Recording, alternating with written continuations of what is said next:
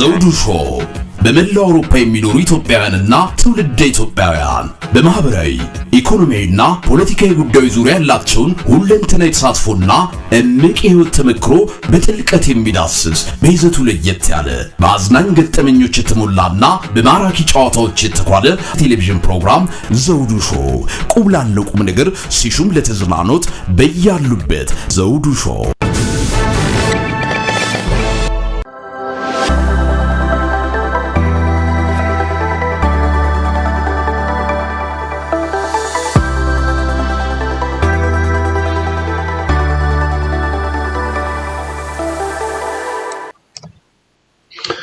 ሰላም ጤና ይስጥልን ክቡራን ተመልካቾቻችንና አድማጮቻችን፣ ዘውዱ መንግስቴ ነኝ ከዚህ ከአገር እንግሊዝ የዝግጅት ክፍላችን ከእናንተ ክቡራን ተመልካች አድማጮቻችን ጋር የምናደርገውን ቆይታ አሁን ዝግጅቶቻችንን አጠናቀን መጥተናል። እናንተም አብራችሁን ቆይታ እንደምታደርጉ ተስፋ እናደርጋለን። ዛሬም ዘውዱ ሾው ሚዲያ እንግዳ ይዤላችሁን የቀረብኩት ያው እንደተለመደ ሁሉ በተለይም በአገራችን ወቅታዊ ጉዳዮች ላይ በእውቀትም በልምድም በትምህርትም ያካበቷቸውን በአገራችን ጉዳይ ላይ ትንታኔ የሚሰጡ እንግዶችን እያቀረብን የዘውዱ ሾው ሚዲያ በተደጋጋሚ ለእናንተ ክቡራን ተመልካች አድማጮቻችን ያለውን የሀገሪቱን ተጨባጭ ሁኔታ እናሳውቃለን። ዛሬም በእርግጥ የመጀመሪያቸው ባይሆንም በተደጋጋሚ በዚህ በዘውዱ ሾው ሚዲያ እየመጡ ስለ ሀገራችን ተጨባጭ ሁኔታ ከሚያስረዱን ኢትዮጵያን ምሁራን ቀደምት ናቸው። የፖለቲካ ተንታኝ ወይም ምሁር እንደዚሁም ደራሲ በተጓዳኝም ዲፕሎማት በርካታ የስራ ልምድና እውቀት ያላቸው እንግዳ ናቸው። ኢትዮጵያ ለሰባት ድፍን ዓመታት አገሪቱን እየመራው አብይ አህመድ እውን አሳድጓታል ወይስ ወደ ጨለማ ውስጥ ከቷት ይሆን? እንግዲህ ከግርማዊ ቀዳማዊ ኃይለሥላሴ ዘመነ መንግስት ጀምሮ እስካሁን ድረስ የኢትዮጵያን ሁኔታ በቅርብ እየተከታተሉ ካሉት እንዳልኳቸው ዲፕሎማትና እንዲሁም ፖለቲከኛ ዛሬ በሰፊው ያስረዱናል፣ ይተነትኑልናል። እናንተም ከዝግጅቶቻችን ጋር ቆይታ እንድታደርጉ ከወዲሁ ጋብዛለሁ። አብረን እንቆይ። የዛሬ እንግዳችን ፕሮፌሰር መሐመድ ሀሰን ናቸው። ጤና ይስጥልኝ ፕሮፌሰር መሐመድ ሀሰን፣ እንዴት ዋሉ? ጤና ይስጥልኝ፣ ደህና ነኝ። አንተም እንዴት ዋልክ ወንድሜ ዘውዱ? በመጋበዝህም አመሰግናለሁ።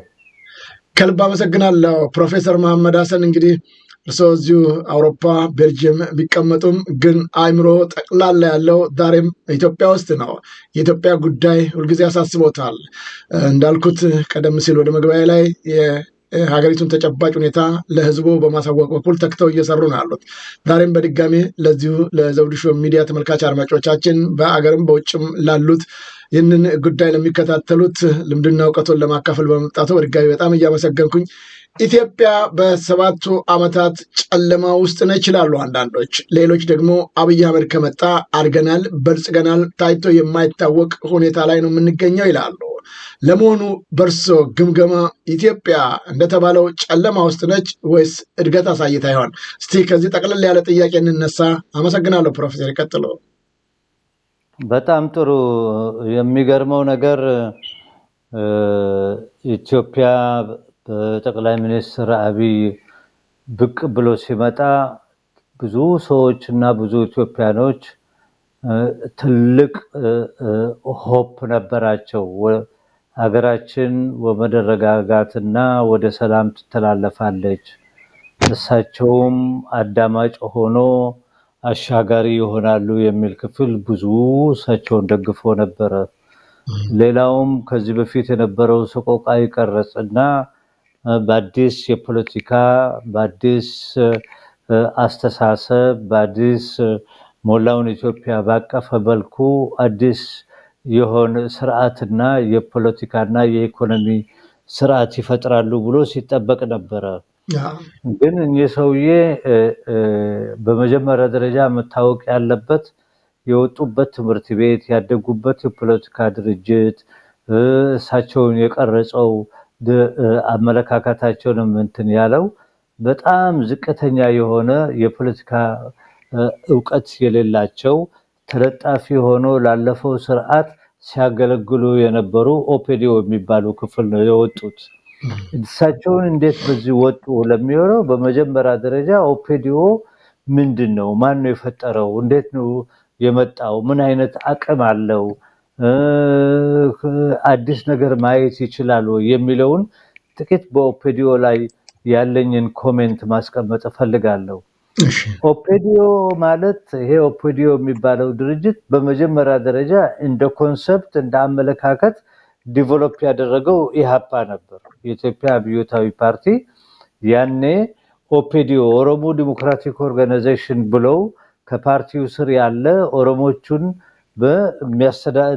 የሚያዘጋጅበት ለትግል የሚያማቅርበት ከኦሮሞም ህዝብ ብዙ ካድርስ ወስዶ አሰልጥኖ ብሎ ኦሮሞ ከፍተኛው የህዝቡ ክፍል ስለሆነ በዚያ አብዮት ላይ ትልቅ ኮንትሪቢዩሽን ማድረግ አለባቸው የሚል አመለካከት ነበራቸው ኢሃፓ።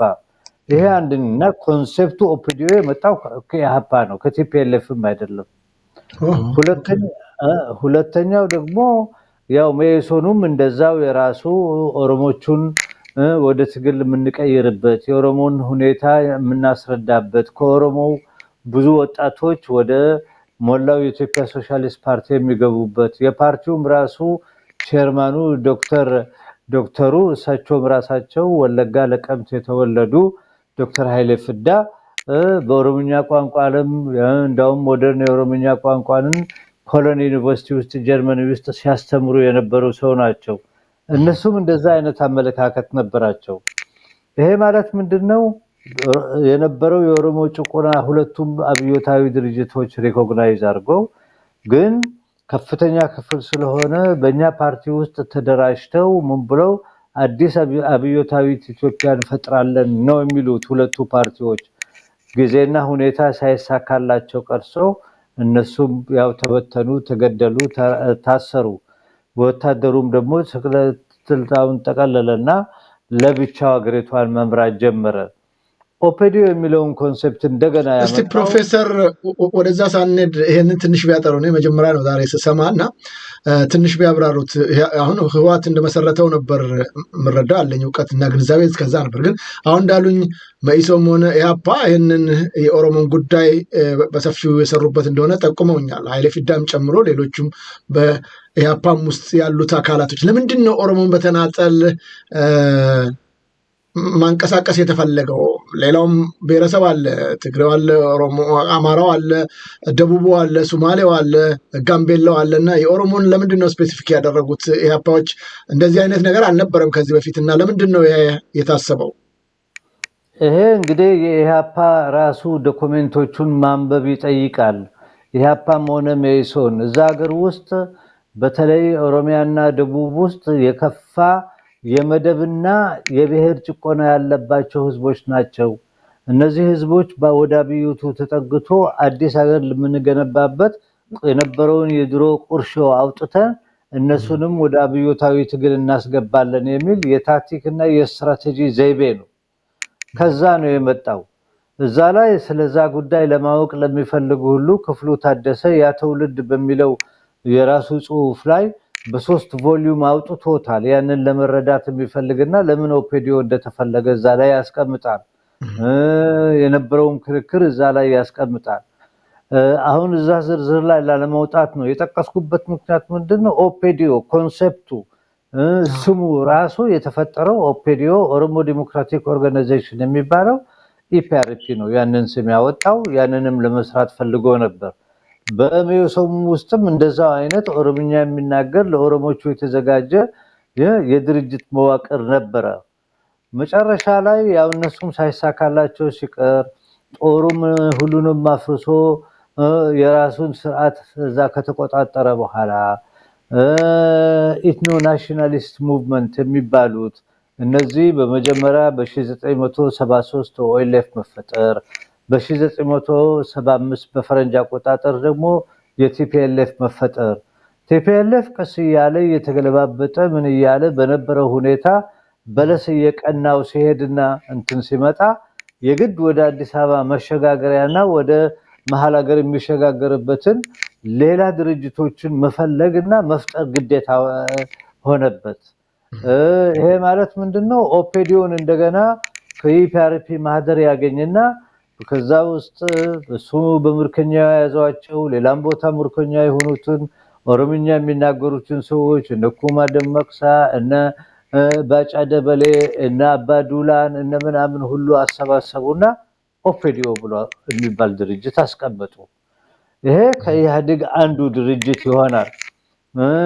ኦፔዲዮ ሌላም ምልክቱ ምንድነው? ኦነግ ለብቻውን የኦሮሞ ማርኬት ላይ መጫወት የለበትም። እኛ የፈጠርነው ተለጣፊ ድርጅት ይዘን መግባት አለብን። ስለዚህ ኦሮሚያ ውስጥ የሚካሄደው የምርጫም ሆነ የትግል እንትን ማርኬቱን እኛ መንጠቅ አለብን የሚለው የቲፒኤልኤፍ አሰራር ነው። ለዚህ ነው ያለፉት ጠቅላይ ሚኒስትሩ ከፍተኛ ጊዜ ወስዶ በ1987 ዓመተ ምህረት በፈረንጅ አቆጣጠር የኦሮሞ ጥያቄ በሚል 87 ገጽ ያለው በአማርኛ ጽሑፍ አውጥተዋል። ጠቅላይ ሚኒስትር አብይ ጠቅላይ ሚኒስትር መለስ ዜናዊ አዎ ይሄንንም ማንበብ ለሚፈልግ ልንልክላቸው እንችላለን። ለመረዳት ነው፣ ታሪካዊ ይዘቱን ለመረዳት ነው። በ87 ነው። በዛ ላይ በሚያወጡት አናሊሲስ ጠቅላይ ሚኒስትሩ ያለፉት ጠቅላይ ሚኒስትር ኦነግ የኦሮሞን ጥያቄ ሊፈታ አይችልም፣ ምክንያቱም የቡርዣ ናሽናሊስት ሙቭመንት ስለሆነ፣ እኛ ግን የትግራይ ኮሚኒስቶችና ከኦሮሞ ኮሚኒስቶች ጋር አንድ ሆነን ኦፔዲዮ ማለታቸው ነው በበንደብም በኦሮሞ ጥያቄ ላይ መፍትሄ እናመጣለን ብሎ ነው በዝርዝር ጽሑፉን የጻፈው። ያ ዶክመንት ኦነግን የመጣያ ዶክመንት ነው። በ87 በፈረንጅ አቆጣጠር ነው የወጣው። ለዚህ ነው ወደ ታሪክ ጠቀስ አድርጌ የማመጣው። ብዙ የኛ ወጣቶች በዛን ጊዜም ያልነበሩ ያላነበቡ ምን ያላሉ ሊያስተውሉ አይችሉም። መጨረሻ ላይ በለስ የቀናው ሲመጣ ወደ ኢህአዴግ እየተሸጋገረ መጣ። በ89 ነው ኢህአዴግ የተቋቋመው። ኢህአዴግ የሚለው በአንድ በኩል የኦፊሰሮች ክለብ የተያዙ ኦፊሰሮች ድርጅት ተፈጠረ፣ በኋላ የጠፋ፣ በኋላ ኦፔዲዮ መጣ። ከዛም በፊት ኢፒዲኤም የሚባለው የኢትዮጵያ ዲሞክራቲክ ሙቭመንት የነታምራት ላይ ነው ድርጅት፣ እሱም በዛ አላይንስ ገብቶ አዲስ አበባ ከተገባ በኋላ የተሰራው ደግሞ የደቡብ ድርጅቶች የሚባል ተፈጠሩና እነሱን አዳመሩና ኢህአዴግ አሉት። ኢህአዴግ በሚለው ቲፒኤልኤፍ እየመራው ያለ መንግስት ሆነ። ከዛ ወዲህ ህገ መንግስት ቀረጸ። ከቀረጸ በኋላ ምርጫ አካሄደ። በ1995 ህጋዊ የሆነ መንግስት ሆነ። አሁን የአማራ በተለይ ደግሞ ኢፒዲኤም የኢትዮጵያ ዲሞክራቲክ ሙቭመንት የሚባለው ከጊዜ በኋላ ገፍቶት ወደ አማራ ብሔረ አማራ ድርጅት ሆነ። እንግዲህ አሁን ያሉት አላይንሶቹ በአንድ በኩል ቲፒኤልኤፍ ህወሓት እሱ መኪናውን የሚነዳ መሪውን የያዘ ሞተሩን የሚያንቀሳቅስ ክፍል ነው። ሌላ 3 ጎማዎች ኢትዮጵያ ከለውጡ በኋላ አንዲት ወጣት ኦሮሞ ልጅ ቤቴ የምትባል ኢንተርቪው ስታደርገኝ ኢህአዴግ እያለች 10 ጊዜ ስትጠይቀኝ የኔም ቤት ኢህአዴግ የሚባል ሞተር የለም፣ ይሄ ኢህአዴግ የምትዩ በጃጅ ነው። በጃጅ ትግርኛ የሚናገር ሹፌር እና 3 ጎማ ያለው፣ ጎማው የማይናገር የማይሰማ የማያዳምጥ ጎማዎች ናቸው። አሁን ያለንበት ሁኔታ ይሄ ገና 1 ዓመት እንዳለን ነው። አሁን ያለንበት ሁኔታ በጃጁ ሹፌሩ ስለተባረረ ቀጥ ብሏል እና አይሆፕ አዲስ በጃጅ አይሰራልንም ነው ያልኳት። አገሪቷ ህብረ ብሔራዊ የሆነ ሀገር አዲስ ፓርቲ አዲስ ህብረ ብሔራዊ የሆነ በአመለካከት ላይ የተመሰረተ መኖር አለበት ነው ያልኩት። ግን ዶክተር አብይ በሰጧቸው ምክር እርሳቸውም የኦፔዲዮ አባል የሆኑ የዛ ድርጅት አባል ስለሆኑ ኦሮሞማ አካባቢ 3 ድርጅቶች ከራሳቸው ጋር ያሉ ስለሆኑ እሳቸው አሁን ጠቅላይ ሚኒስትር ሆነው መርከቡን እየነዱ ስለሆኑ በመጀመሪያ ደረጃ ካሉት ከኦሮሞ ድርጅቶች ጋር ተወያይተው ምን ብለው በአንድ ነገር ላይ ደርሰው ቋጥሮ መውጣት አለባቸው አገሪቷ ስቴብል እንድትሆን የሚል ምክርም ለግሻቸዋል። ከዛ ወዲህ ከሌላው የኢትዮጵያ ድርጅቶችም እና ጥያቄዎችም ላይ ተነጋግሮ አዲስ መንገድና አዲስ ነገር መገንባት ይችላሉ ብዬ በዛ ኢንተርቪው ላይ ልታዳምጠው ትችላለህ። ቤቲ ኤልቲቪ ላይ አሁንም አለ፣ ማንም ሰው ሊያዳምጠው ይችላል። ግን ምንድነው የሆነው? እኚህ ሰውዬ ከዛ ትምህርት ቤት ስለተበረቁ የዛ ትምህርት ቤት ውጤት ስለሆኑ በአመለካከታቸው ድሮ ከነበረው ትምህርት ቤት ምንም ልዩ አይደለም። ሰርቲፊኬት የሰጣቸው ያሳደጋቸው አመለካከታቸው አንድ ነው። የተለወጠው ምንድነው? ኦፒዲዮ በአጋጣሚ ምክንያት እሳቸው የኦፒዲዮ ጠቅላይ ሚኒስትር ሲሆኑ የራሳቸውን በጃጅ መስራት ፈለጉ። በራሳቸው በጃጅ ግን ሌላ ስም ሰጥቶት ሃይማኖታዊ መልክ ሰጥቶት ብልጽግና ብለው ሌላውንም በብልጽግና ስራ አቅፈው መጽሐፍ ጽፈው መደመር የሚባል ምንም አይነት የፊሎሶፊካል ቤዝ የሌለው እንደምራለን በሚል አምጥተው ግን በስራው ግን መደመር ሳይሆን መቀነስን ያባዙበት ሁኔታ ላይ ነው። እሳቸው ይሄ ላይ ያሉ ብዙ እድል እጃቸው ላይ ያለ እውነት ነው። በዛን ጊዜ ከፍተኛ የህዝባዊ ድጋፍ ነበራቸው። ምክንያቱም አብዛኛው የኢትዮጵያ ህዝብ ካለፈው ጭቆናና ካለፈው ሲቹዌሽን የተሻለ ይመጣል የሚል ሆፕ ስለነበራቸው ይሄ አንደኛው ክፍል የእሳቸው ታሪክ ነው። ሁለተኛው ክፍል ፕሮፌሰር እሳቸው ታሪክ ብለው ስላነሱት ነው። ምናልባት እንግዲህ የኢትዮጵያ የፖለቲካ ሁኔታ በአብዛኛው ከዘርግ ወይም ከጎጥ ጋር በተገናኘ ነው የሚመደቡት። እንደሚታወቀው ምናልባት የማነጋገር እድል ገጥሞት እንደሆነ እኚህን ጠቅላይ ሚኒስትር አላቅም።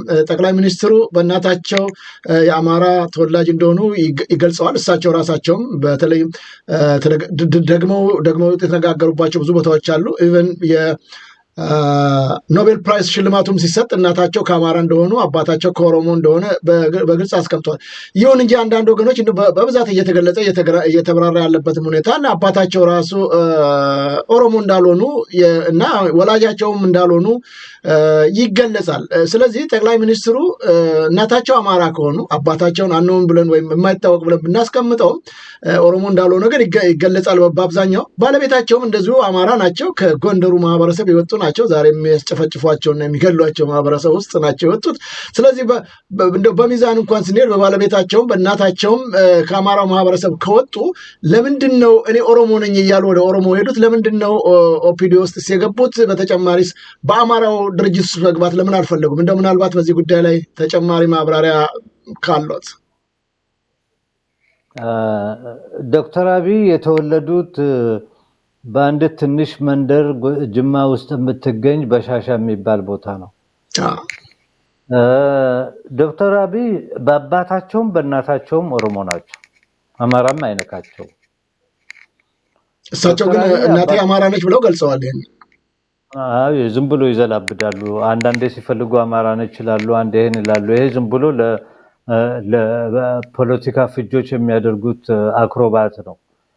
እዛ የተወለዱበት አባታቸው የጅማ ሰው ናቸው፣ እስላም ናቸው። ዶክተር አብይ እናታቸውን ከማግባታቸው በፊት አባትየው ሌላ 3 ሚስት ነበራቸው። በእስልምና እንደምታውቀው እስከ 4 ሚስት ስለሚፈቀድ ነው። የመጨረሻ እንትን የዶክተር አብይ ሚስት እናት ናቸው እንትን ያሉት እና ምናልባት እንግዲህ እዛ ቤት ውስጥ ጉስቆሎና አጋጥሟቸው እንደሆነ አላቅም። እሳቸውም ብዙ ስለ አባታቸው ሲያወሩ አይሰማም። ይሄ ነው። ይሄ ግን ያስተዳደጋቸው ሁኔታ ነው። በጣም ደግሞ በተጎሳቆለ በድህነት ያደጉ ሰው ናቸው። ግን ለምንድን ነው ኦፒዲዮ ውስጥ ገቡ ለሚባለው አንደኛው ኤሌመንት እኔ እንኳን ምንም በጽሁፍ ማስረጃ የለኝም። ኢህአዴግ ኢትዮጵያን ወይንም ቲፒኤልኤፍ ኢትዮጵያን ከተቆጣጠረ በኋላ ታላቅ ወንድማቸው ከቲፒኤልኤፍ ጋር እንደ መረጃ ሲሰራ እንደነበረ ነው የሚነገረው። ይሄ ኦሮሞቹ የነገሩኝ ነው እና ኦሮሞ ኮሚኒቲ ውስጥ የሚነገረው ነው። ይሄ መጀመሪያ ወንድማቸው ከቲፒኤልኤፍ ጋር እንደ መረጃ ሲሰራ ኦነግ በዛ በመበሳጨቱና ምናልባት ሰው ሲጠቋቁም ስለነበረ በኦነግ ይገደላል ታላቅ ወንድማቸው። ይሄ ነው የተነገረኝ። ግን በጽሁፍ በምናምን ማስረጃ የለኝም። እሳቸውም በኋላ 15 ዓመታቸው እንዳሉ ሪክሩት አድርጓቸው ወደ ኦፒዲዮ ያስገቧቸው አባዱላ ናቸው። ኢንፋክት የእሳቸው ጎድፋዘር ወይንም ደግሞ የእሳቸው የጡት አባት አባዱላ ናቸው። አንድ ጊዜ ግንኙነታቸው ከፍተኛ ድረስ ለመድረሱ የምታየው ዶክተር አብይ የአባዱላን ባለቤት እህትን ነው በአንድ ጊዜ ያገቡት። ስለዛ ብዙ አይናገሩም። ስለዚህ እሳቸው የአባዱላ ልጅ ናቸው ማለት ይችላል። በስተጀርባም ደግሞ አባዱላ ነው ሲያሽከረክሯቸው ሲጠብቋቸው ምናምን ሲሏቸው ያመጧቸው ሰው። ከወይዘሮ ዝናሽ በፊት ነው የአባዱላ በኋላ ዝናሽን የተገናኙት መረጃ ሆኖ ባድማ አካባቢ ሲሰሩ በነበረበት ጊዜ ዝናሽ ደግሞ ጦሩን ውስጥ በተወናይነት ስትሰራ የነበረች ነች። እዛ ነው ሊገናኙ የቻሉት። ይሄ ግን የሰው ልጅ የራሱ ህይወት ሂደት ነው። የፖለቲካ አመለካከቱ ላይ ብዙ እንትን ሊያመጣ አይችልም። ፖለቲካ አመለካከታቸው ላይ የምናወራ ከሆነ እኚህ ሰውዬ አምቢሽን የነበራቸው ጠቅላይ ሚኒስትር መሆናለሁ ብሎ ድሮ ወታደር እንዳሉ ምንም ቦታ ምንላቸው አንድ ቀን ጠቅላይ ሚኒስትር ሆናለሁ የሚል ሐሳብና ፍላጎት እንደነበራቸው እሳቸውን የሚያውቁ ሰዎች ይናገራሉ። ጠቅላይ ሚኒስትር ሳይሆን ንጉስ ኖ ጠቅላይ ሚኒስትር በኋላ ነው ንጉስ እናቴ ነች ሰባተኛው ንጉስ ትሆናለህ ብላ ነገረችኝ ያሉት።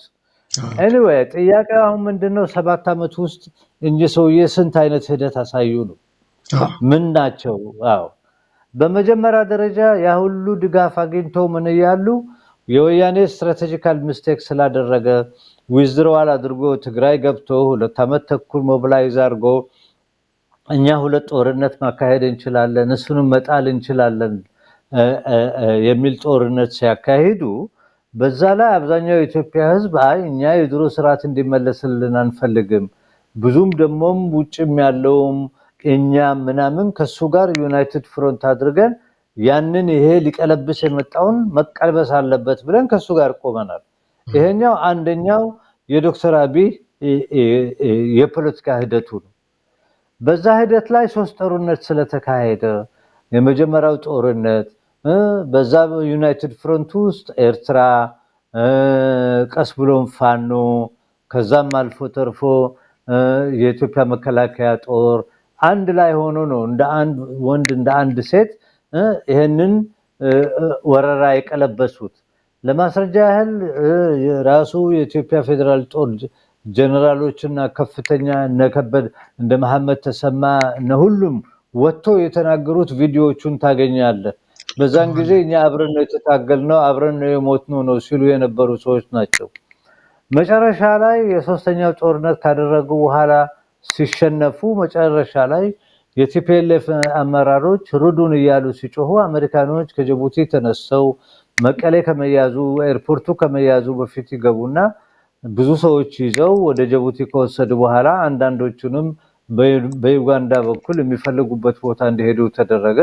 ሌሎቹን ደግሞ ይዘው ፕሪቶሪያ ሳውዝ አፍሪካ ይዟቸው ይገባሉ። ፕሪቶሪያ ላይ የፕሪቶሪያን ስምምነትና ቀመም ጥንቆላ የጻፈው የሚባለው ከዚህ በፊት የአሜሪካን አምባሳደር ኮንጎ ላይ የለው ማይክ ሃመር ነው የጻፈው። ጻፈና ጠራቸውና ፈርሙ አሉ። ዶክተር አብይ በዛን ጊዜ አሸናፊ ነበሩ። ለምን አስፈለጋቸው እነሱ ወደ ፕሪቶሪያ መሄድ? እኛ አንሄድም ፊት ለፊትም ባይሉ ዝም ብሎ ጊዜ ስጡን ይያሉ እንትን ቢያባክኑ ኖሮ ጊዜውን እዛ ፕሪቶሪያ የተቀመጡንም አሜሪካኖች እድሜ ልኩን ሆቴል ውስጥ አስቀምጦ ስለማይቀልባቸው ስደተኛ ሰጥቶ ያሰናበታቸው ነበር። ግን ዶክተር አብይ ሁለተኛው ዶክተር አብይ ብቅ ያሉት እዚህ ኦኬዥን እኔ አድቫንቴጅ መታለው እኔ የራሴን ቁማር እጫወታለሁ። ዶክተር አብይ በጣም ቁማርተኛና በጣም ናርሲስት የሆኑ ሰዎች ናቸው። ለማንኛውም ክፍል ሎያሊቲ የላቸውም። የሚያሳየው ምንድነው ችምጥ ቁማር የሚጫወቱ ባጭር የሚያስቡ ግለሰብ ናቸው። አላ የፕሪቶሪያ አግሪመንት ሲመጣላቸው እናንተ የፈለጉት ምንድነው ቀስ ብሎ ይሄንን ፕሪቶሪያን ተጠቅመው ትግራይ ውስጥ ያለውን ወያኔ አመንምኖ አከፋፍሎ በምን ብሎ ትግራይ መቀር ነው። ትግራይ ልክ እንደሌላ ክልል በላይ ጇን ለነሱ የዘረጋች በነሱ ተመጽዋጭነት እንድትኖር ስለተፈለገ ከፋፈሉ አውራጃ በጎሳፍለው ይሄ የሽግግር መንግስት የሚባለውም ከብልጽ ጋር የተላጠፈ ነበር። እነጌታቸው እንደ ጀነራል ጻድቃን እነምናምን ቀስ ብለን ትግራይ እንቆጣጠረና ጠረፋችንም እስከ ኤርትራ ላይ ነውና ቢያስፈልግም ከነዋጋለን ወደፊት ፕሮግራም አዘጋጅቶ ሊሆን ይችላል። ትግሮቹን ግን በታተናቸው። የቀረው ቲፒኤልኤፍ ደግሞ አድማሳቸው ሰፊ ስላልነበር ማንበብ ስላልቻሉ ይሄ ፕሪቶሪያ ጥቆላ ስላልገባው ብሎ ለ2 አመት ፕሪቶሪያ ይከበር ሲሉ ነገሩ የገባቸው ሲመጣ መጨረሻ ላይ አሁን ግጭቶቹ ተስፋፍተው ጌታቸውንም ማባላሙንም አባሮ ነጻድቃንም የሉም። አሁን ሲሰማም ጌታቸው ውጭ ጉዳይ ሚኒስትር ሊያደርገው ይፈልጋል ነው የሚለው። ሌሎቹን አባሮ ቲፒኤልኤፍ የተጠናከረበት መጥቷል። ይሄ ሁለተኛውና ሶስተኛው የአብይ ነው። እዚህ ላይ ልንገነዘብ የምንፈልገው በከተማው ላይ ደግሞ የሚሰራው ስራ ነው።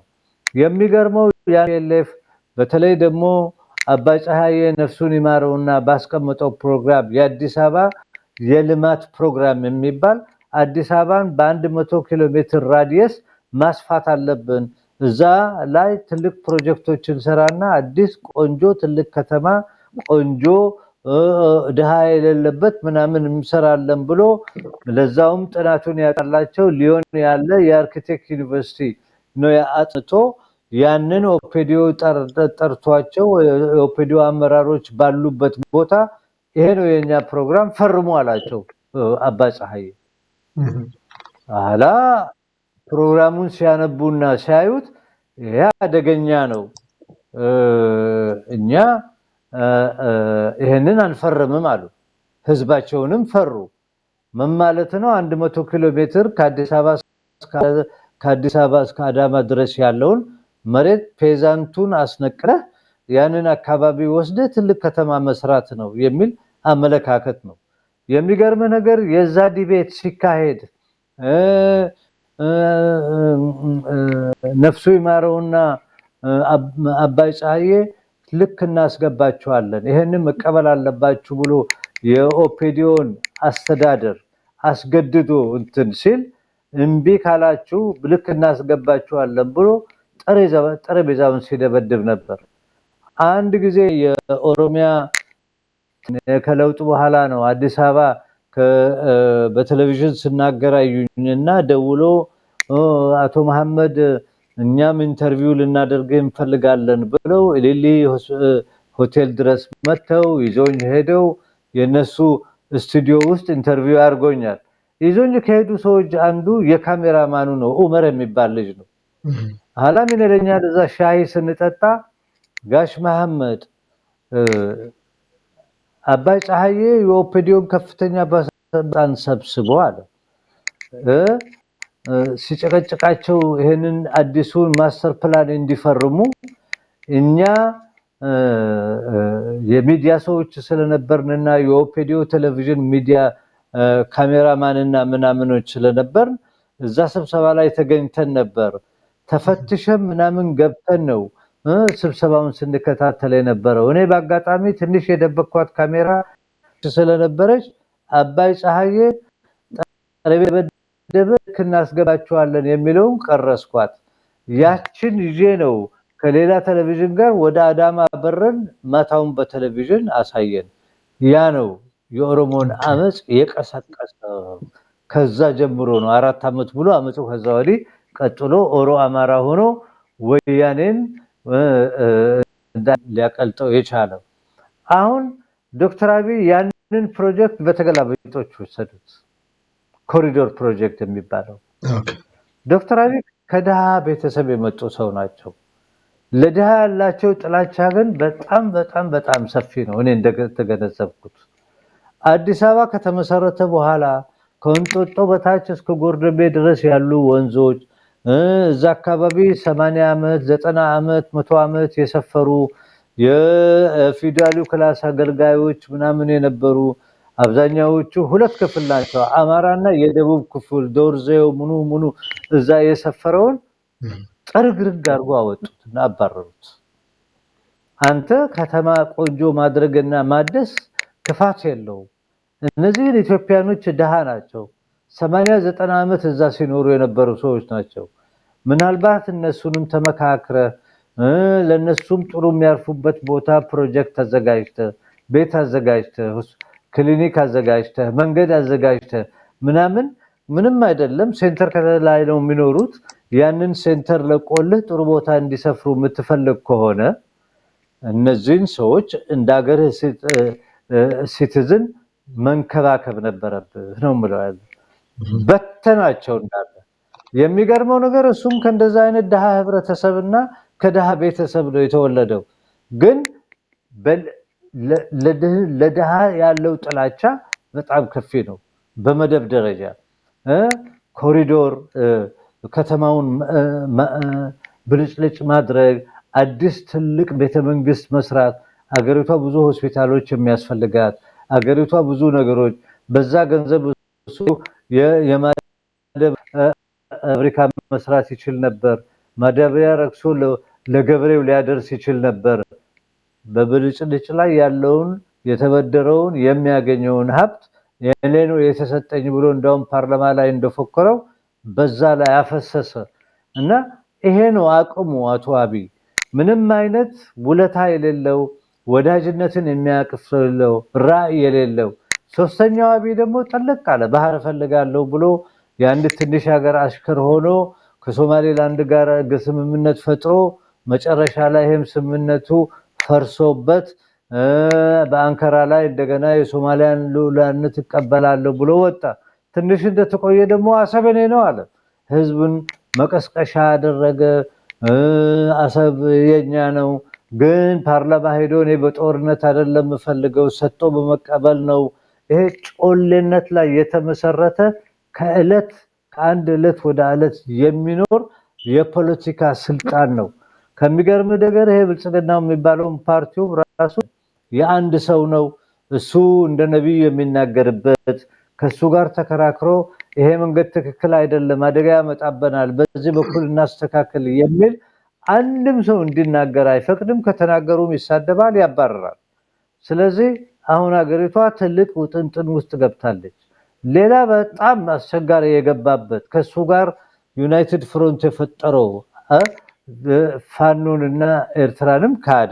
በዚህ በፕሪቶሪያ ትንሽ እንደተቆየ እኔ ቁኝ ይችላል ወይንም ደግሞ አይገዙልኝም ብሎ ጭንቅላቱ ውስጥ ያስቀመጠው ፋኖን ነው።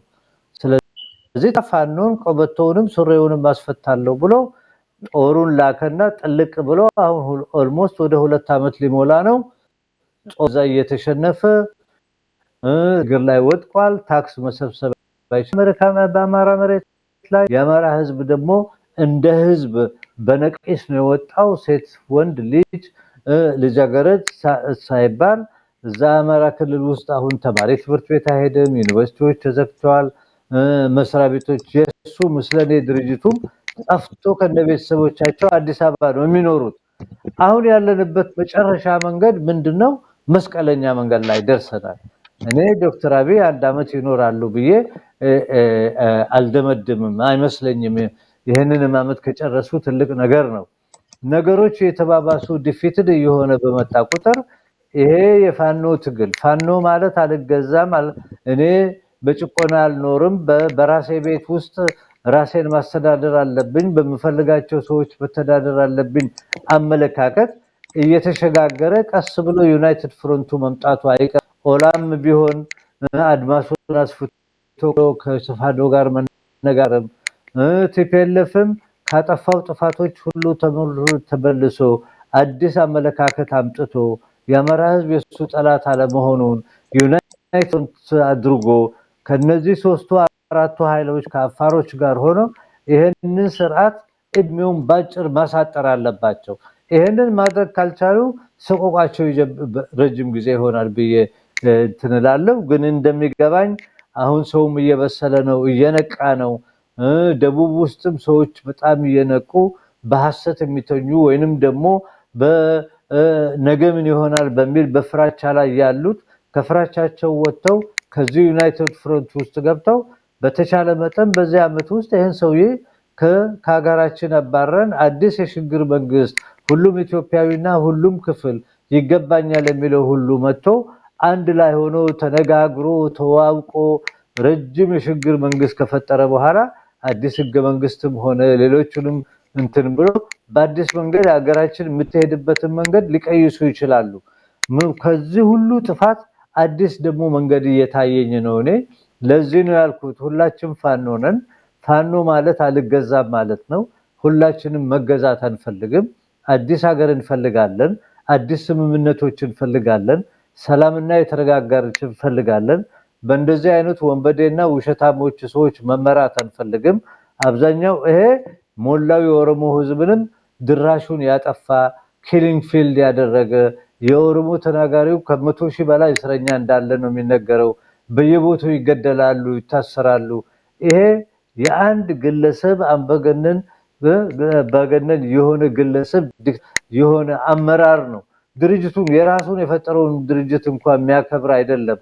ስለዚህ ሞላው ኢትዮጵያ ንቃት ፋርግ፣ ተስማማ፣ አብረህ ቅረብ። ይሄንን ሰቆቃ ቶሎ ብለህ የምትቀጨው ተዋህደህ ስትራመድ ነው። እንደ ሰውም ነቃ፣ ተባበር፣ ያሉ ችግሮች ካሉት በኋላ ተደጋግረህ በሰለጠነ እየቀረፍክ ትሄዳለህ።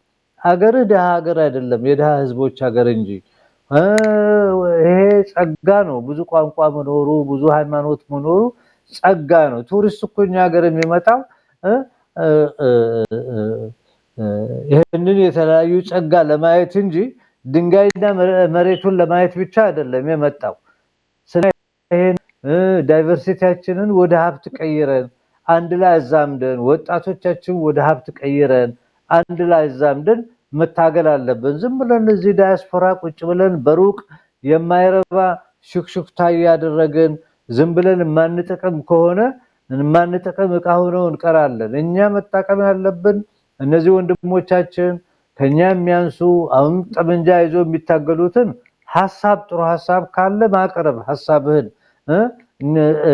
እነሱን የሚረዳ እዚህ ያለውም ዳያስፖራ በአንድ ላይ ተነስቶ በቃኝ ከፋ እንደሚሉት አረቦቹ በቃኝ ካሁን ወዲያ በዚህ መቀጠል አንችልም፣ አዲስ መስመር ያስፈልገናል፣ ያስፈልገናል፣ በአዲስ ስምምነት በአንድን ኮንትራክት መገንባት አለብን የሚል ኮንሽስነስ ያስፈልጋል።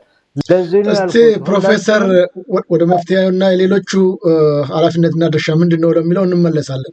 ወደኋላ እስቲ ልመልሶት ወደ ዘረዘሯቸው ጉዳዮች። እንግዲህ ክቡራን ተመልካች አድማጮቻችን እየተከታተላችሁት የምትገኙት እዚህ እንግሊዝ ሀገር ከሚገኘው የዘውዱ ሾው ሚዲያ ነው። እንግዳችን ፕሮፌሰር መሐመድ ሀሰን ናቸው። የኢትዮጵያን ወቅታዊ ጉዳዮችና ወደኋላም መለስ እያሉ ታሪክን እያጣቀሱ ነው መረጃዎችን የሚያቃብሉን። ጠቅላይ ሚኒስትር አብይ አህመድ ወደ ስልጣን ከወጣበት ድፍን 7 ዓመታት በርካቶቹ የጨለማ ዘመን ነው ሲሉ፣ አንዳንዶቹ ደግሞ የብልጽግና ዘመን ነው ይላሉ። ይሄ መሆን አለመሆኑን በተመለከተ እንግዲህ እየዘረዘሩልን ነው የሚገኙት ፕሮፌሰር መሐመድ ሀሰን እውቀትና ልምዳቸውን ተንተርሰው እውን የጨለማ ዘመን ወይስ የእድገት ዘመን የሚለውን ነው እየተነጋገርን የምንገኘው። አሁንም አብራችሁን ቆዩ ከዝግጅቶቻችን ጋር። እንግዲህ ፕሮፌሰር አሁን እንደገለጹት በተለይም ጠቅላይ ሚኒስትሩ መጀመሪያ ሲመጡ አካባቢ ሁሉም ህዝብ ሁላችንም ደግፈን የተሻለን መሪ አገኘን በሚል እርሶም ወደኋላ በዝርዝር አድርገው ካመጡ በኋላ ለኢትዮጵያ የሚጠቅም መሪ እንዳለው ገልጸው ከዛ በኋላ ግን በተለይም ከህወሓት ጋር በተደረገው ጦርነት ፕሪቶሪያ ላይ አሸናፊ መሆናችን እየታወቀ ምንድነው የትግራይና የኢትዮጵያን ውጊያዎች በተመለከተ ሁሉም ኢንቮልቭ አድርገውበት እርሶም ቀደም ሲል እንደገለጹት የኤርትራም የፋኖም የአፋሩም በአጠቃላይ ኢትዮጵያኖች መከላከያ በሙሉ ተሰልፈውበት ከሶማሌ ጭምር ሳይቀር አስታውሳለሁ። ፕሬዚዳንቱ ፍየል፣ በግ፣ የተለያየ ነገሮች ሁሉ ምግብ ሲያቀርቡ እንደነበረ የምናውቀው ነው። ከብዙ አቅጣጫ የኢትዮጵያ አካባቢዎች እናቶች ጭምር እንጀራ እየተሸከሙ በተለይ የአማራ እናቶች እዛው በቅርበት ሲሰጡ እንደነበረ የምናስታውስ እና የዚህ ሁሉ የጋራ ትግል ነው እንግዲህ የአብይ አህመድን ስልጣን ወይም ወንበር እንዲቆይ ካደረጉት አንዱ ይሄ ነው። አሁን ቅድም እንዳሉት ማሸነፋችን እየታወቀ ግን ይሁን እንጂ አሜሪካን ሊያድኗቸው ስለፈለጉ በተለይም በዚህ በአፍሪካ ጉዳይ የሚመለከተው ማይክ ሀመር በጻፈው ደብዳቤ ላይ እንዲፈርሙ አብይም ጭምር ተጠራ እያሉ ነው ያሉት። ይሁን እንጂ በዛን ሰዓት ይሄ ሁሉ ስብስብ ነገር ከመምጣቱ አስቀድሞ አብይ አህመድ የኢትዮጵያ በጠቅላላ የትግራይ እንደውም የትግራይና የአማራን በጣም በደስታ አብይ አህመድን የተቀበለው እንደሚያውቁት እንደውም የኦሮሞ ማህበረሰብ ብዙም ደስተኛ አልነበረም። ይሄ ሰውዬ መልሶ የዚህን ንፍጠኛውን አገዛዝ ማለትም በእነሱ አነጋገር የአማራውን አገዛዝ ሊያመጣብን ነው የሚል ስጋትም ጥርጣሬም ነበረባቸው እስከ ቅርብ ጊዜ ድረስ። አሁንም ያምኗቸዋል ብዬ አላስብም አብይን በተለይ በኦሮሞ ማህበረሰብ በኩል የአቅም ጉዳይና ያለመቻል እንጂ። ስለዚህ የትግራይ ህዝብ ራሱ ያን እንዴት እንደተቀበላቸው መቀሌ ሲሄዱ እንዴት አድርገው እንዳስተናገዷቸው የምናውቀውና የምናየው ጉዳይ ነው። በአማራውም እንደዛው ከሆነ ለምንድን ነው እንደዚህ አይነት ውስብስብ ነገር ውስጥ መግባት የፈለገው አብይ አህመድ? በተጨማሪስ ትግራይን በኃይልም ቢሆን እንግዲህ እነሱ በህወሓት በኩል የነበረው ግጭት የምናውቀው ነው። አልቀበልም እንኳን ካሉ እነዚህ ሁሉ ቅድም የጠቀስናቸው ኃይሎች ተዳምረው አጥፍተውታል። ህዋትን ጠቅላላ ማጥፋት የሚቻልበት እድሉ ነበረው። መቀሌን ከበን ቁጭ ብለናል፣ ስለዚህ አሁን ለድርድር ወደዛ ሄደናል ተብሎ ሶስተኛ ሀገር ድርድር መሄድ ለምን አስፈለገው? አጥፍቶ ከዛ በኋላ በነበረው የህዝብ ፍቅርና ትልቅ የመሪነት ብቃቱን እያሳየ መሄድ ሲችል እንደተወደደ ማለት ነው። እንደሚያውቁት ግርማዊ ቀዳማዊ ኃይለ ሥላሴ እንኳን የእሱን ያህል አልተወደዱም። የዚህን ያህል የህዝብ ፍቅር አልነበራቸውም። የተወሰነ ክፍል ቅሬታ እንዳለበት የምናውቀው ጉዳይ ነው። እንግዲህ ታሪኩን እርሶ ደግሞ በአካል ሁሉን ነገር ስለሚያውቁት፣ ስለዚህ ለምንድን ነው ይህንን ጉዳይ የፈለገው? አንደኛ ጦርነት ውስጥ ከገባ በኋላ እሺ ብለን እናስብ፣ ወደ አሜሪካ በሰጠው ጥያቄ መሰረት ለድርድር ለምን ሄደ? በቁጥጥር ስር አድርጎ የሚፈልጋቸውን እርምጃ ወስዶ ትግራይንም በሱ አድርጎ መግዛት አይችልም ነበሩ? ለምንድን ነው እዚህ አጣብቂኝ ችግር ውስጥ ለመግባት የፈለገው? ምንድን ነው ስጋቱ? አንደኛ የሰውየው አመለካከት የኦሮሚያው ፕሬዝደንት የራሱ ጓደኛ የዛሬ 3 ዓመት ቁልጭ ባለመልኩ አውጥቶታል። ምንድነው ያለው? የኛ አመለካከት ኮንፊውዝ ኤንድ ኮንቪንስ የሚል ፖሊሲ ነው ያለን። አጭበርብረህ ሌላውንም አደናብረህ ሌላውንም አሳምነህ መግዛት ነው። ምን ነው? ስልጣኑን ነው እኛ የምንፈልገው እንጂ አገር የመገንባት አዲስ አመለካከት ይዞ አዳዲስ አላውንሶች ፈጥሮ በአዲስ ሂደት ቀጠናውንም አገሩንም አረጋግቶ የመራመድ ፍላጎትም አቅሙም ካፓሲቲውም የላቸው። አንድ ጣራ ላይ ሲደርስ መነቃነቅ አልቻለም። እውቀቱና ችሎታው ተዳከመና እዚህ ደረሰ። በጨረሻውም ሌላ ወደ ሳውት አፍሪካ ከመፊት የሱ ጦር አይደለም ብቻውን የረዳው የነበረውን ዩናይትድ ፍሮንት የሆኑ ፎርሶች ፋኖ፣ የኤርትራ የራሱ ጦር እነዚህ ሁሉ ተሰባስበው ነው እሱን ስልጣን ላይ እንዲቆይ ያደረጉት እንጂ እነዚህ ፎርሶች ባይኖሩ ኖሮ እሱ አዲስ አበባ ድረስ ቲፒኤልኤፍ መጥቶ እዛ ከዛ እሱን አሽቀንጥሮ እሱና ቤተሰቡን ቢፈልግ አስሮ ቢፈልግ ገሎ ስልጣኑን መውሰድ ይችል ነበር። ያ ለውጥ ህዝባዊው ለውጥ እንዳይቀለበስ ይሄ ዩናይትድ ፍሮንቱ ረዳ። እሱ በዛ ዩናይትድ ፍሮንት ውስጥ ተጠቀመ። ግን ሰውየው በጣም ጥቅም ላይ የተመሰረተ አድማሱ ሰፊ ያልሆነ በሰፊ የፖለቲካና አዲስ ሀገር የመገንባት አዲስ ህብረተሰብ የመገንባት ፍልስፍናውም አቅሙም የለውም። ከዛ እንደተለየ ነው ሮጥ ብሎ ኢመሬት ቂጭ ውስጥ የገባውና ኢመሬት ትንሽ ሳንቲም ስላላት ከዛ እንድትወረወረለት ተደርጎ አሽከርክራው ትልቅ ጣጣ ላይ ጣለችው። ኢመሬት የምትረዳቸውን የሱዳን ተቃዋሚ ፎርሶችን መሳሪያው ሙሉ የሚያልፈው በሁለት ሀገር፣ አንደኛው በኢትዮጵያ ነው፣ ሁለተኛው በቻድ በኩል ነው። ኢመሬት ገንዘብ እየከፈለችላቸው እና ምን ያህል እንግዲህ ተመልከት። አሁን የሱዳን መንግስት እያሸነፈ ካርቱንም ይዟል። ምንም ያደገዚህ አማጽያኖቹን ማሸነፉ አይቀርም። ግን ከዶክተር አብይ ጋር ያለ ሬታ ቀላል አይምሰልም።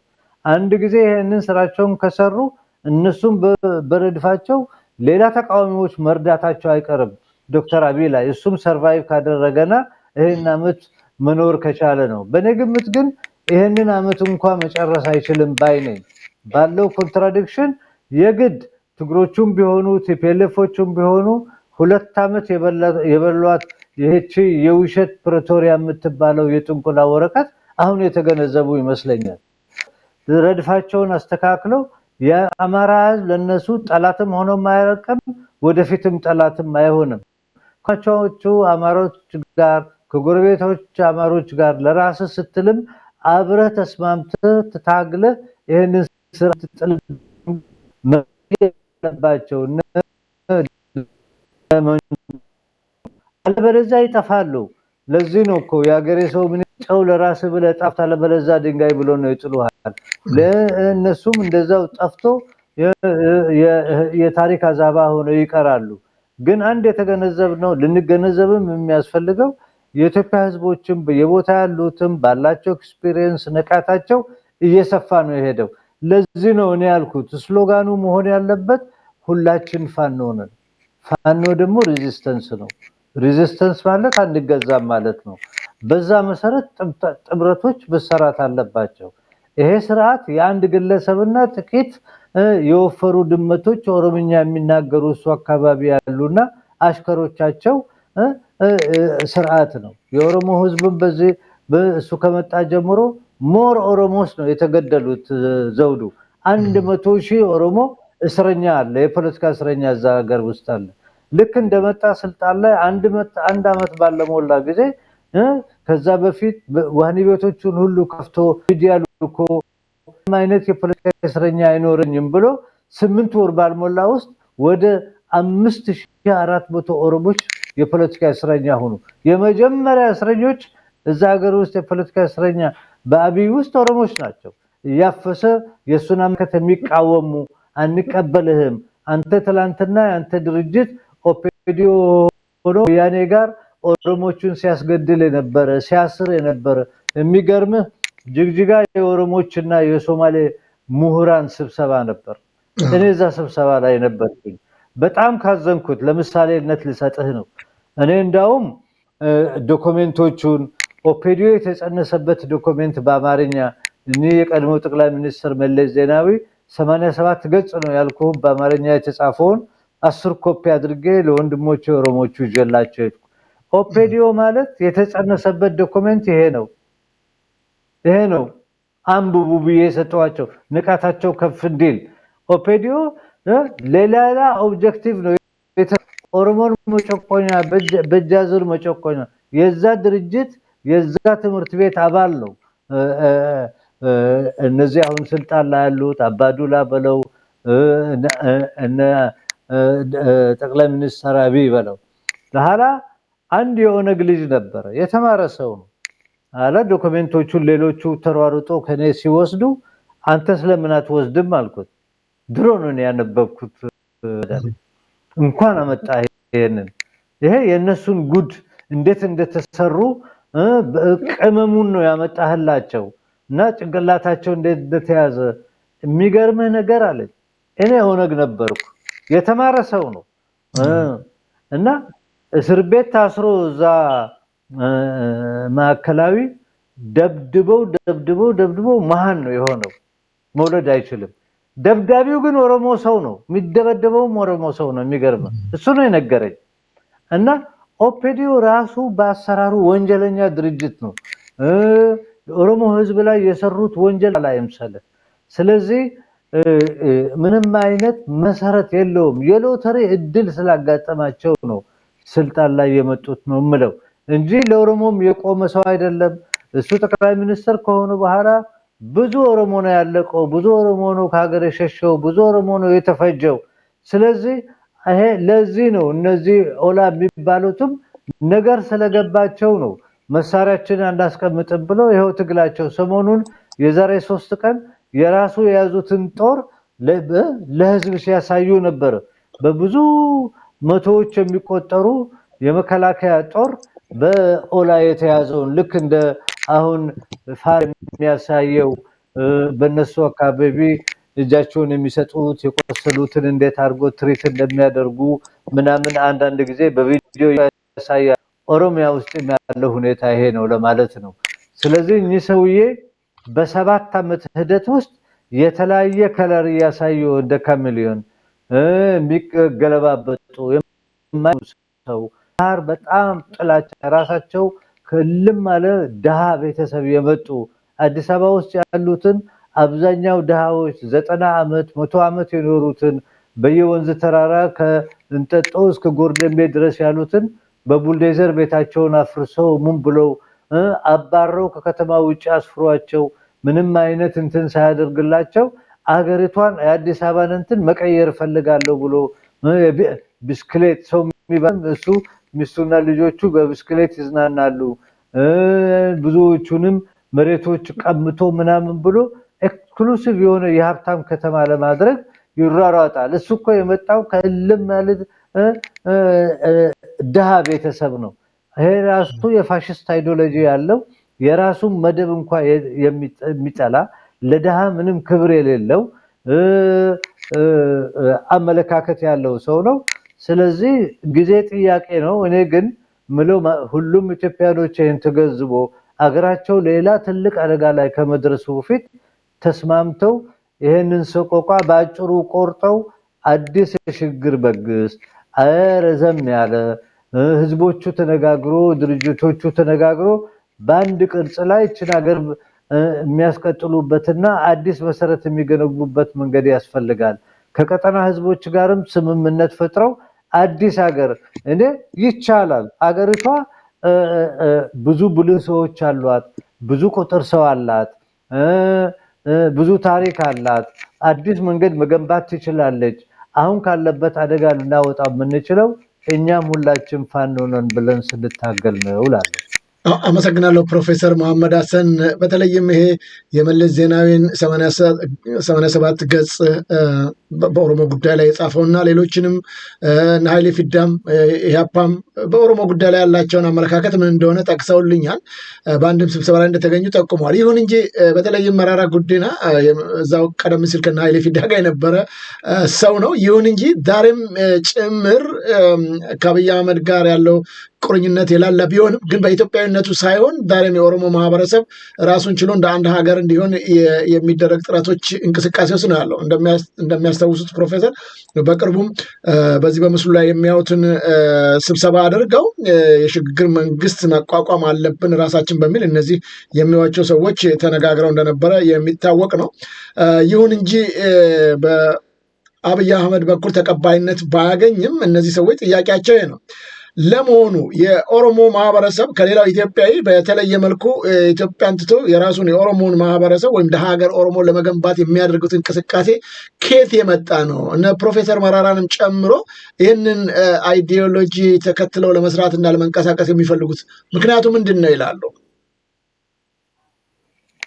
መጀመሪያ ደረጃ ይሄ ሁሉ ነገር የመጣው የሀገሪቷ ህብረ ብሔራዊነትና የብሔሮች እኩልነት አለመኖር ነው። አይነት ሁኔታ ላይ ሀገሪቷ የለችም። ጥያቄው ምንድነው? እነ መራራ ጉዲና የኦፌኮ የኦሮሞ ፌዴራሊስት ፓርቲ ነው የሚባሉት። እነሱ ፌዴራሊዝሙ ስራ ላይ አልዋለም፣ ፌዴራሊዝሙ በቀጥታ መዋል አለበት፣ ፌዴራሊዝሙን ያጨናገፈው ኦፔዲዮ ነው የሚሉ ናቸው። አንደኛው ይሄ ነው። ሁለተኛው ሌላ ምን ሰው የምታያቸው አንጋፋ ሰው ዳውድ ኢብሳ ናቸው። እሳቸው ደግሞ የኦነግ ሴክሬታሪ ጀነራል የነበሩ ፕሬዝዳንት የነበሩ በኋላ ከራሱ ጋር አስመራ ላይ ስምምነት አድርጎ አዲስ አበባ የገቡ አሁን በቁም ስር የሚኖሩ ናቸው። ኦፔዲዮ ወይንም ደግሞ አሁን ብልጽግና ኮንትራዲክሽኑ ከብዙ ህብረተሰብ ክፍል ነው። ኮንትራዲክሽኑ በኦሮሞች መካከል ኦሮሞቹን ሌሎች የፖለቲካ ድርጅቶች እኔ ስር ተሆናችሁ እንደኔ እኔ የምሰጣችሁን ሙረውርላችሁን ሰደቃ እየበላችሁ መኖር አለባችሁ፣ ከተቃወማችሁን ግን አስራለሁ ገላለሁ እኔ ነኝ የኦሮሞ አባት የሚለው ብልጽግና አብይ ነው። እነሱም የራሳቸው ብዙ ታክቲካልና ጥፋት አድርገዋል። ብዙ ኦሮሞን በዛ ታስሮ ተሰቃይቶም ተገለዋል። ሌላው ምንድነው? ሌላ አካባቢ ያለው አሁን ብድን የሚባለው የአማራው ድርጅትም ቢሆን የኢህአዴግ አባል ነበር። የሞላ የአማሮቹን መብት ተከራከረም። ልክ እንደ ኦፔዲዮ አጎንብሶ ምን ብሎ ለወያኔ ሲሰራ ነበር። አንተ ብሔር አማራ ድርጅት ተብለ ትልቅ የሆነ የአማራ መሬት ወልቃይት ጸገዴ ጠለም ተወስዶ ሳትናገር ዝም ማለት ምን ማለት ነው? ስለዚህ የአማራ ክልልም ለረጅም ጊዜ በቲፒኤልኤፍም ሆነ አሁን በዶክተር አብይ በምስለኔ የሚተዳደር እጅ አንሳ ሲሉት እጅ የሚያነሳ የሞላውን የአማራውን ህዝብ ክብር የማያስጠብቅ ጥቅም የማያስጠብቅ ነው። ስለዚህ በአንድ በኩል ኦፔዲዮ በሌላ በኩል ደግሞ ብእድን ነው። አሁን ምን ሆነ? ኦፔዲዮ ኦሮሞቹ ላይ ሲሰራ የነበረው በታሪክ አጋጣሚና በለስ ስለቀናው እሱ ብትረ ስልጣኑን ያዘና እንደዛው ቲፒኤልኤፍ እንደሚያደርገው አይነት እኔ መቀጠጋለው ስላለ ነው። ቀደም አልኩ እኮ በጃጁ ነው ያ ሹፌር ትግርኛ የሚናገር ነው። ከስራ ተባረረና በጃጁ ቆመ። አሁን በጃጁን የሚመነዳው ትግርኛ ተናጋሪው ሳይሆን ኦሮምኛ ተናጋሪ ነው። የራሱን የተለያየ በጃጁ ጎማዎች ደግሞ ፈጥሯል። እኔ የምናገረው ነው የምትቀበሉት፣ አትሰሙም አታዩም ብሎ በዛ ምክንያት ነው እኛ ይሄን አንቀበልም በምስለኔ አንገዛም ብሎ የአማራ ህዝብ ሲቃወመው እና ራሱንም ዲፌንድ ለማድረግ ፋኖ ብሎ በመደራጀቱ አይ ቀበቶውንም ሱሬኑም ማስፈታለሁ ብሎ ጦርነት ፈጥሮ ይሄው 2 ዓመት ሊሞላው ነው። አሁን ህዝቡም ሁሉ በነቂስ ወጥቶ የሱንም ጦር ያሸነፈ ራሱንም ነፃ ያወጣ እየተደራጀ ምን ያለ እዚህ ደረጃ ደርሷል። ለዚህ ነው እኔ የምለው ሌላ ሁሉ ዝም ብሎ የማይረባ ትርክት እንተውና ከነዚህ ወንድሞች ከፋኖ ጋር የትግራይ ቶች ወይንም ድርጅት ራስን አስተካክለ በድሮ አቡጊዳ ከማንበብ አዲስ የሆነ አላይንስ ተፈጥሮ ኦላም ንቃታቸውን አስፍቶ ሌላም የህብረተሰብ አክፍቶ ዩናይትድ ፍሮንት ፈጥረው አዲስ መንግስት መገንባት ይችላሉ። የዶክተር አብይ መንግስት የላላ በጣም ሊወልቅ የደረሰ የተነቃነቀ ጥርስ ነው። ትንሽ ግፊት ቢያጋጥመው በኢትዮጵያኖች ውህደት ላይ አዲስ ሀገር መገንባት ይችላል የሚል እምነት አለኝም ይታየኛል። ለዚህ ነው ካንተም ወዳጆች ጆርናሊስቶቹ ጋር ኢንተርቪው ሳደርግ እኔም ፋኖ ነኝ። ፋኖ ማለት ሬዚስተንስ ነው። በሶማሊኛም ፋኖ አለ፣ በኦሮምኛም ፋኖ አለ፣ በሁሉም ቋንቋዎች አሉ። እኛ በሀገራችን በቤታችን ባሪያ አንሆንም። ልዑላዊ የሆነች ሀገር ልዑላዊ የሆነ ህዝብ መሆን እንፈልጋለን። ሀብታችንም ኃይላችንም ለሀገራችን አስቀምጠን ለልጆቻችን ብሩህ የሆነ ሀገር መገንባት እንፈልጋለን። እኛ የማንም አሽከር ሳንሆን ነፃ ሆነን መኖር እንችላለን።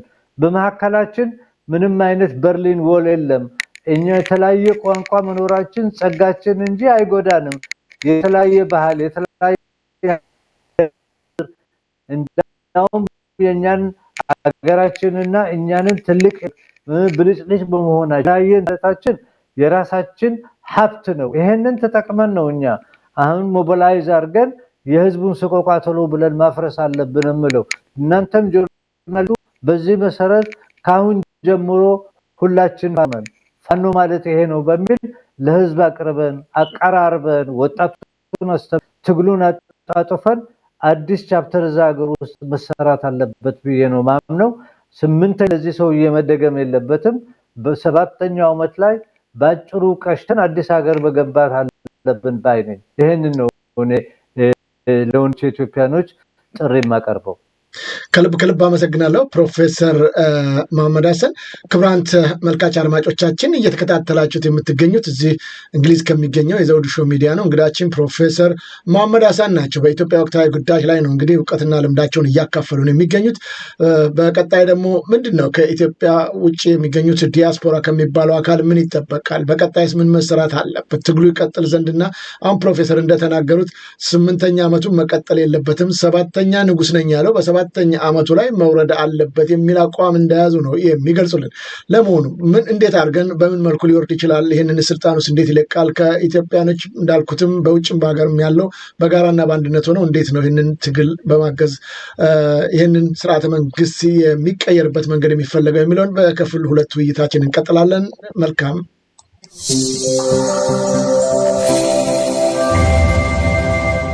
ዘውዱ ሾው በመላው አውሮፓ የሚኖሩ ኢትዮጵያውያንና ትውልደ ኢትዮጵያውያን በማህበራዊ ኢኮኖሚያዊና ፖለቲካዊ ጉዳዮች ዙሪያ ያላቸውን ሁለንተናዊ ተሳትፎና እምቅ የህይወት ተመክሮ በጥልቀት የሚዳስስ በይዘቱ ለየት ያለ በአዝናኝ ገጠመኞች የተሞላና በማራኪ ጨዋታዎች የተኳለ ቴሌቪዥን ፕሮግራም ዘውዱ ሾው።